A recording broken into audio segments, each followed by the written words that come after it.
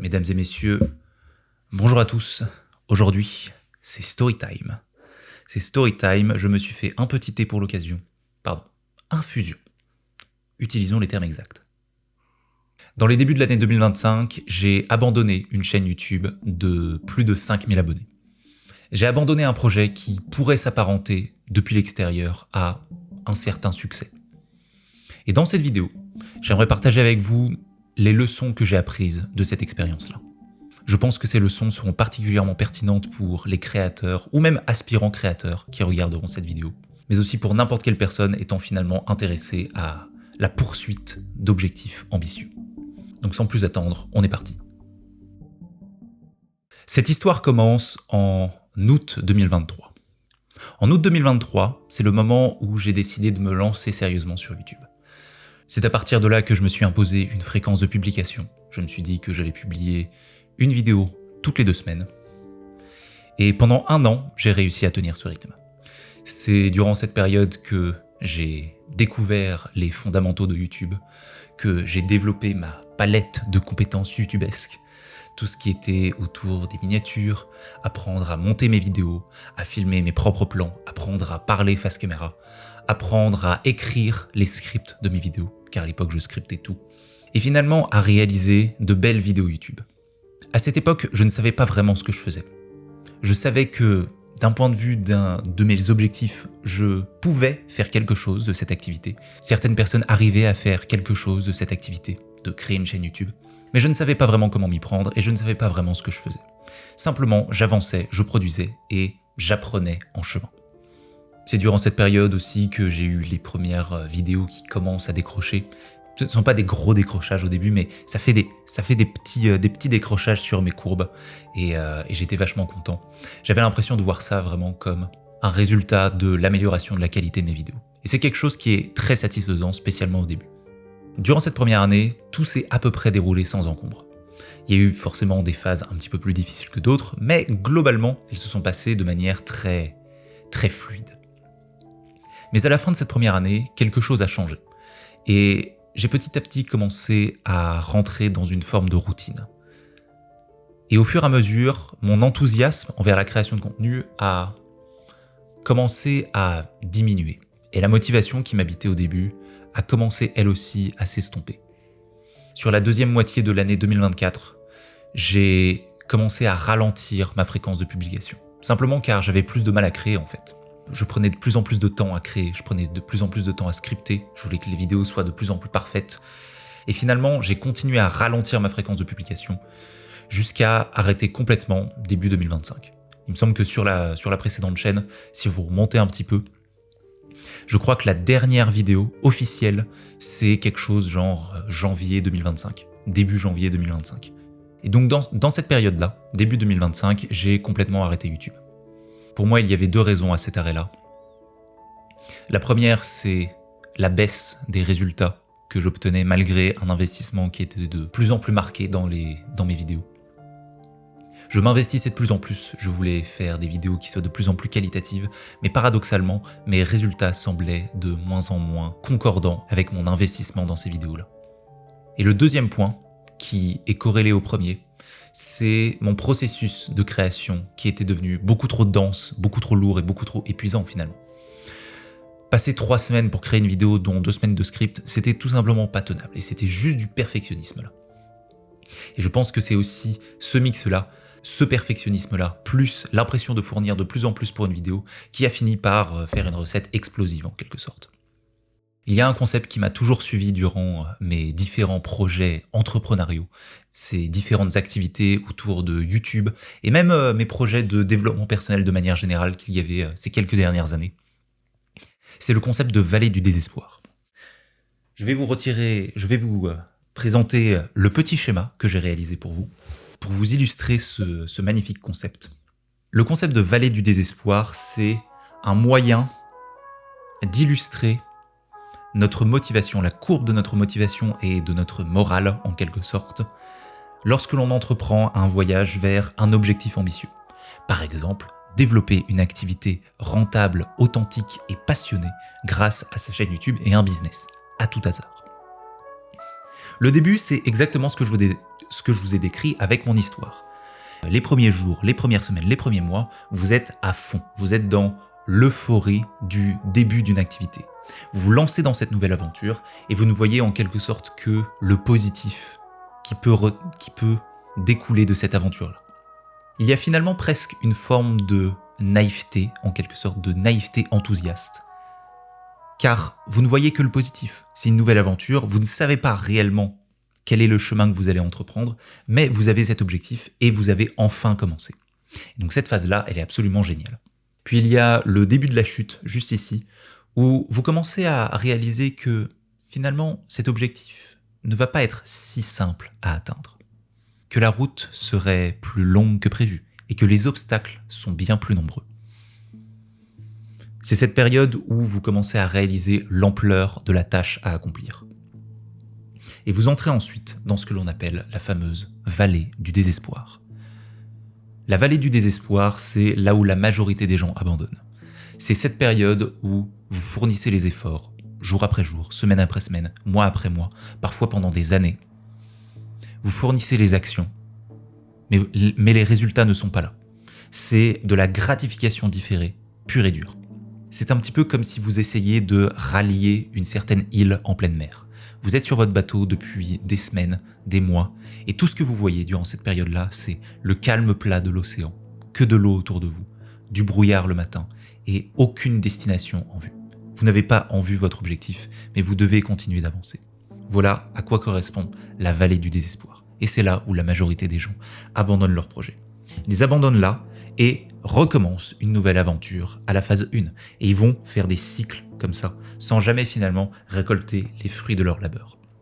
J'allais oublier, mais vous avez bien sûr la phase de décrochage, la dernière phase de ce schéma, qui serait le moment où finalement toutes vos actions ici se traduisent en résultats concrets dans votre vraie vie. Et ce serait le moment où vous accompliriez, c'est difficile à dire, où vous atteindriez votre objectif finalement, en théorie en tout cas.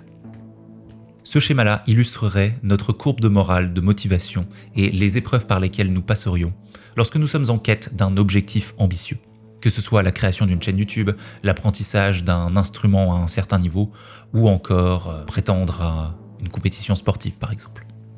Ce concept m'a été d'une immense aide pour traverser les périodes difficiles de ce voyage.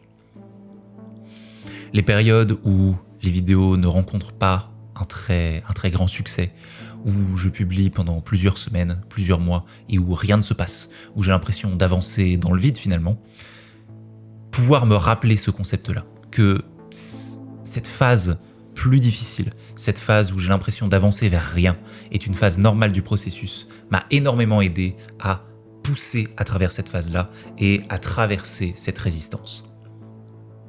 Et donc c'est un concept que j'ai envie de vous partager simplement car il m'a été d'une immense aide. Et je pense que c'est un concept qui est extrêmement puissant lorsque vous l'avez intégré dans votre quotidien, dans votre manière de penser. La persévérance à toute épreuve, spécialement dans le milieu de l'entrepreneuriat et de la création de contenu, est quelque chose qui est extrêmement mis en avant, qui est extrêmement valorisé. Mais ce que j'ai découvert début 2025, c'est que cette persévérance à toute épreuve ne complète pas l'entièreté de l'équation. Elle oublie quelque chose de crucial. Durant cette pause, je me suis beaucoup questionné et je suis arrivé à une certaine réalisation. Et si je n'étais pas dans la vallée du désespoir? Et si cette vallée n'était pas la mienne? Et si en réalité, je grimpais simplement la mauvaise montagne? Ce que je veux dire par là, c'est que j'ai perdu l'alignement avec l'objectif que je souhaitais atteindre au départ. Et en réalité, j'ai découvert que j'empruntais simplement la mauvaise route. Je me suis posé la question, ok, mettons que je continue à travers cette vallée du désespoir. Je n'abandonne pas YouTube, je continue avec la stratégie que je me suis fixée. Où est-ce que je vais atterrir? Si je reprends les vidéos, si je reprends mon processus de création, si je continue avec ma stratégie mainstream sur YouTube, où est-ce que je vais atterrir? Je me suis rendu compte que là où je pouvais atterrir n'était pas là où je voulais aller. J'ai découvert que le chemin que j'empruntais ne me menait pas à la destination que je souhaitais. Il y avait un désalignement de ce point de vue-là. Et honnêtement, quand je suis arrivé à cette conclusion, ça a changé beaucoup de choses, car je devais maintenant prendre une nouvelle décision sur quoi faire avec ça. Soit je continuais sur cette voie, en gros, poussé à travers la vallée du désespoir, car je ne veux pas être cette personne qui, comme tout le monde, succombe à la vallée du désespoir. Les grands objectifs se cachent derrière. Nous devons nous battre, nous devons persévérer à travers les difficultés afin d'atteindre nos objectifs. Objectifs quadrillionnaires. Mais en y réfléchissant bien, je me suis rendu compte que si je continuais, ce serait majoritairement par fierté, par ego. Car finalement, je n'étais plus aligné avec ce que je faisais. La décision qui m'a paru la plus sage a été de redescendre de cette montagne-là, d'abandonner en gros cette chaîne YouTube, de revoir toute ma stratégie et de réaligner celle-ci avec l'objectif que je voulais clairement atteindre. Cet objectif étant pouvoir développer une activité qui soit profitable, qui soit authentique, qui soit profondément passionnante pour moi, qui a un impact positif, mais aussi qui respecte mon temps et mon énergie. Pouvoir avoir cette création de contenu et ce business passionnant, les deux ensemble. Et c'est quelque chose que je ne pouvais imaginer avec ma stratégie initiale. Et c'est donc quelque chose que je devais changer. Et honnêtement, depuis que j'ai pris cette décision, depuis que j'ai recommencé cette chaîne YouTube que vous êtes en train de regarder, je me sens profondément aligné avec chacune des vidéos que je poste. Et ça, j'ai l'impression d'avoir retrouvé l'enthousiasme que j'avais au début de cette courbe-là. Ce qui est très positif. Il y a deux leçons principales que je retire de tout ça. La première leçon, c'est bien évidemment de persévérer à travers la vallée du désespoir. Ce que je veux que vous retiriez de ça, c'est vraiment ce schéma-ci. Ce schéma-là, pour moi, est extrêmement puissant à garder en tête. Ce schéma-là est vraiment l'une des clés d'un point de vue état d'esprit pour partir en quête d'un objectif ambitieux. En tout cas, moi, il m'a été d'une immense aide et c'est quelque chose que j'aimerais tout simplement vous partager. Mais pour ajouter un peu plus de nuances par rapport à ce concept de vallée du désespoir, ce que j'aimerais aussi vous transmettre, c'est de vous poser la question « Qu'est-ce que vous voulez atteindre réellement ?» Par exemple, de manière très concrète, prenons que vous souhaitiez créer du contenu. Vous souhaitez vous lancer sur YouTube. Qu'est-ce que vous cherchez à accomplir avec cette chaîne YouTube? Quelle est votre intention avec cette chaîne? Pour être tout à fait honnête, les réponses qui vont sortir de ces questions les premières fois vont sûrement être assez superficielles. En tout cas, ça a certainement été le cas pour moi et les fois où j'ai posé ces questions à d'autres créateurs et aspirants créateurs autour de moi. Néanmoins, je vous encourage à continuer de creuser. Ok, pourquoi je veux atteindre cet objectif précisément? Finalement, de développer cette capacité introspective et de toujours garder cette introspection lorsque vous partez en quête de vos objectifs. Cela revient à vous poser la question, est-ce que je grimpe la bonne montagne? En conclusion, si je devais faire un résumé des deux leçons que j'ai tirées de cette expérience, alors l'introduction serait la boussole, en quelque sorte, le moyen de savoir si vous êtes sur le bon chemin, le moyen de savoir vers quelle destination vous vous dirigez, et la persévérance serait le moyen d'y arriver. Ce concept de vallée du désespoir seul peut réellement créer quelque chose de dangereux, je trouve. J'ai l'impression que beaucoup de personnes ne s'interrogent pas vraiment sur ce qu'elles veulent atteindre dans leur vie. En tout cas, spécialement pour les personnes de ma génération. J'ai l'impression qu'on leur présente un ou des chemins possibles et elles vont suivre ces chemins simplement parce que ce sont des choses que l'on fait. Mais jamais vraiment sans s'interroger sur là où ces chemins vont les mener.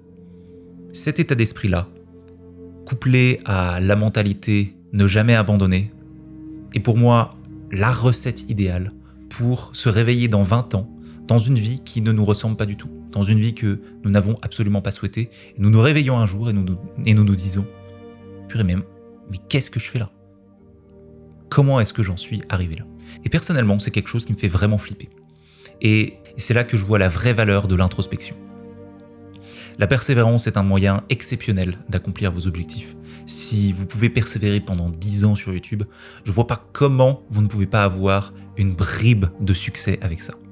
Néanmoins, la persévérance seule peut être très dangereuse. Alors, mon conseil serait de toujours la coupler avec de l'introspection.